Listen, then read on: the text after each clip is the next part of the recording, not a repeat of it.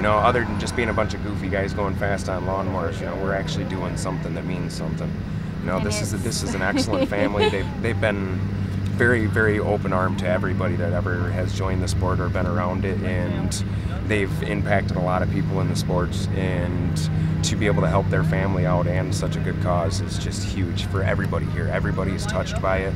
As a matter of fact, we've also got another racer who, with some help of some other racers and the McCulloughs, have also, they built a machine over the winter, and that machine is going to be auctioned off. Raffled off and given away. Real quick, most of you guys have seen the purple mower over there. Some great sponsors: McCullough Racing, Martino Racing, Becky and I DMV, BMI Motorsports, Kicked Into Parts. 100% of the proceeds, 100%, we're not taking a dime for nothing, is going to the Huntingtons for Michigan.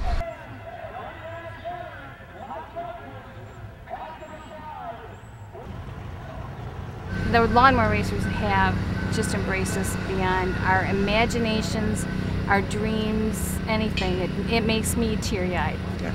It is pretty cool because I don't hear anything like this in any other racing sports that I cover. I'm sure most of you guys from the north there, that they're afraid to come to the Mason-Dixon and jump over the line. You know, it'll be in Sparta, please. That's where we'll be wrapping it off on Sunday. Thanks.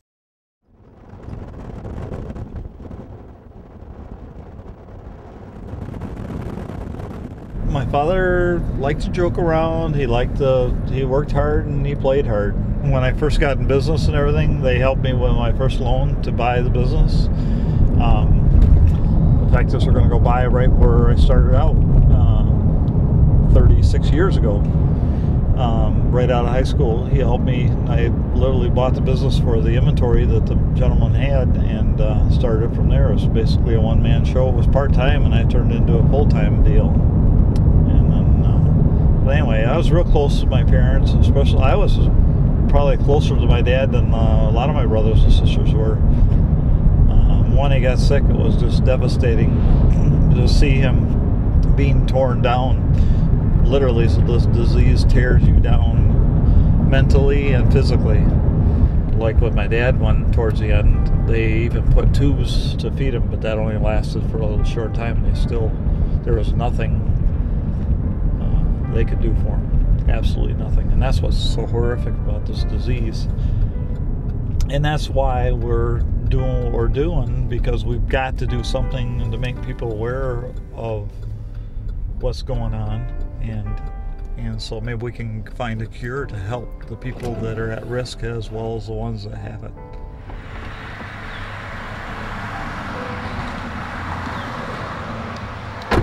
This is the house I was born and raised in.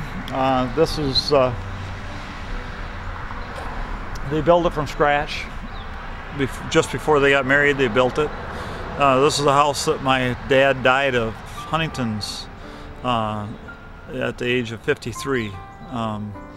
He was, my daughter was 1 year old. It was 1983 when he died at 53. I was 29 years old. Huntington's disease is a progressive neurological condition, and it's inherited. It's autosomal dominant, which means that if one of your parents has Huntington's disease, you have a 50% risk of getting the condition yourself. Huntington gene destroys your brain. It injures your brain first, and it kills the brain cells. And you don't get better. You only get worse.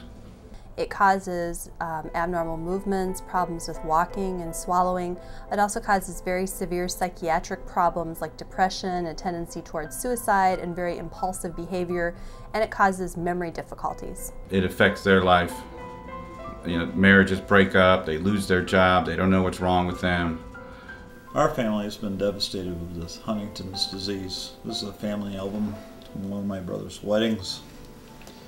And in this wedding party, you can see our whole family.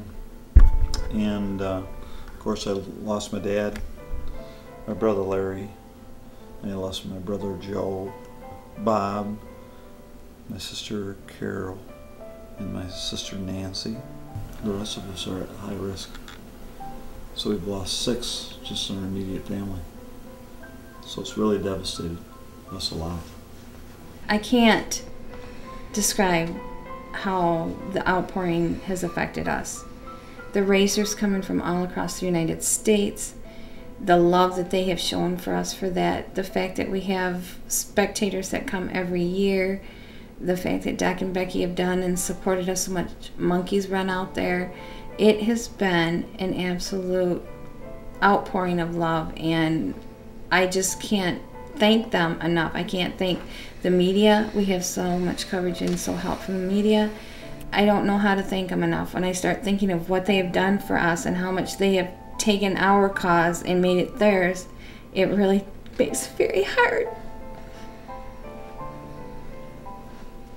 I don't know how to thank them enough. I try to do it personally, but a thank you hardly makes it seem enough for everything that we have gotten from them, from everybody that has ever stepped up and helped us do it. A thank you just doesn't seem like it's enough to do what they've done.